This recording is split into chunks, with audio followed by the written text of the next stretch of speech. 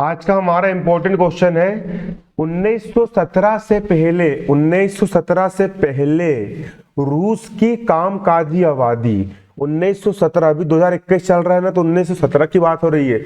1917 से पहले रूस की कामकाजी आबादी मतलब काम करने वाली जनता, कामकाजी आबादी यूरोप के बाकी देशों के मुकाबले, तो यूरोप के जो और भी देश थे उनके मुकाबले किन स्तरों पर भिन्न थी।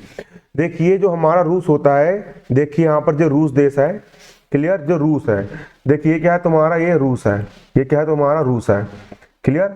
ये जो रूस है, ये रूस, ये यहां से लेके यहां तक जो रूस फैला हुआ है, ये रूस की 1917 के पहले की कंडीशन। यूरोप के जो दूसरे देश है, फिनलैंड हो गया, इधर का स्पेन हो गया, फ्रांस हो गया, ये फ्रांस, इतना सा फ्रांस है, देखो इतना सा फ्रांस हो गया, जर्मनी हो गया, इन सब से किस तरह भिन्न थी, है ना। यूरोप की कामकाजी आबादी 1917 से पहले रूस की कामकाजी आबादी यूरोप के बाकी देशों के मुकाबले किन किन स्तरों पर भिन्न थी।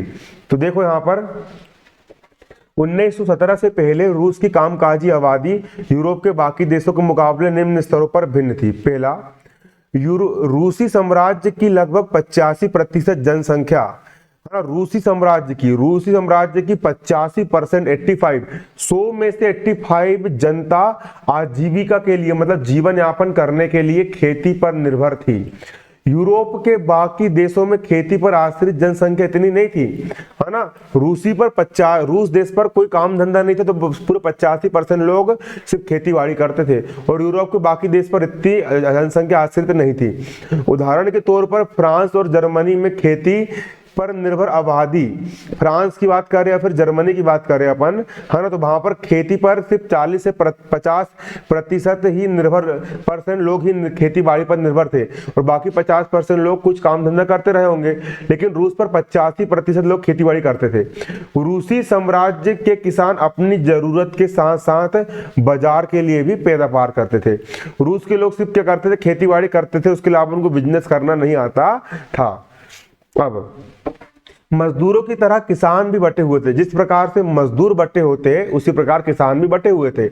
यहाँ की स्थिति फ्रांस जैसी क्या स्थिति नहीं थी। मिसाल के तौर पर फ्रांसीसी क्रांति के दौरान ब्रिटनी ने किसान न केवल नवाबों का सम्मान करते थे, बल्कि नवाबों को बचाने के लिए बाकायदा लड़ाई भी लड़ी।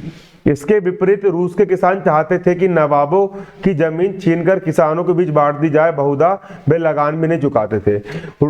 फ्रांस में क्या था, फ्रांस की कंडीशन ये थी कि फ्रांस किसको बोलेंगे, ये दिख रहा है, ये फ्रांस, ये हमारा फ्रांस। तो ये जो फ्रांस देश के जितने भी किसान थे,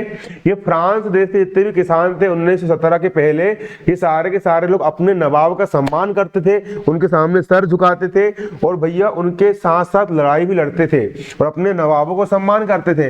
लेकिन जो रूस के किसान थे, जो कहाँ के किसान थे, रूस देश के किसान थे, वो अपने नवाबों के प्रति घृणा रखते थे, क्योंकि उनके नवाब लोग ने किसान लोग की पूरी जमीन को उनके नाम पर नहीं होने दिया था, बल्कि अपने नाम पे कर लिया था। इसलिए जो रूस के किसान थे, वो ये चाहते थे कि नवाबों से पूरी जमीन छीन ली जाए और किसानों को बराबर बराबर बांट दी जाए। इसके बाद रूस देश के किसान यूरोप के बाकी किसानों के मुकाबले एक और लिहाज से भी भिन्न थे। यहाँ के किसान समय समय पर सारी जमीन को अपने मीर को सौंप देते थे, और फिर कम्यून ही प्रत्येक परिवार की जरूरत के हिसाब से किसानों को जमीन बांटता था। देखो यार, रूसी किसान यूरोप के बाकी किसानों के मुकाबले भिन्न थे। रूस देश के किसान समय समय पर जमीन के जितने भी कागजात थे वो कम्यून को सौंप देते थे, और कम्यून परिवार के हिसाब से किसानों को जमीन बांटता था। मतलब कि किसान अपनी जमीन किसी दूसरे इंसान को दे दी, कम्यून को दे दिए, फिर कम्यून फिर उनको जमीन बांट रहा था, ऐसी कंडीशन आ गई थी। अब रूस में क्या था, रूस के अपने उद्योग तो वैसे बहुत कम थे उस समय 1917 के पहले। आज तो रूस बहुत डेवलप कर गया भैया, आज तो रूस की टक्कर कोई नहीं है, लेकिन 1917 के पहले रूस में उद्योग बहुत कम थे।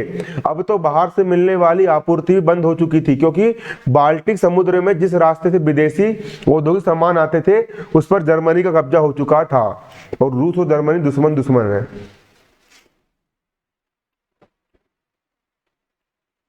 अगला, यूरोप के बाकी देशों के मुकाबले रूस के औद्योगिक उपकरण ज्यादा तेजी से बेकार होने लगे। यूरोप के जो अन्य देश थे उनके मुकाबले रूस के जो औद्योगिक उपकरण है वो बेकार होने लगे। 1916 तक रेलवे लाइन पूरी टूट गई। अच्छी सेहत वाले मर्दों को युद्ध में झोंक दिया गया। जो अच्छे बलवान मर्द थे उनको युद्ध में ले जाकर घुसेड़ दिए, तो भैया युद्ध में मर मुरा गए वो, है ना। देश भर में मजदूरों की कमी पड़ने लगी और जरूरी सामान बनाने वाली छोटी छोटी वर्कशॉप ठप होने लगी। ऐसी कंडीशन आ गई थी भैया रूस में।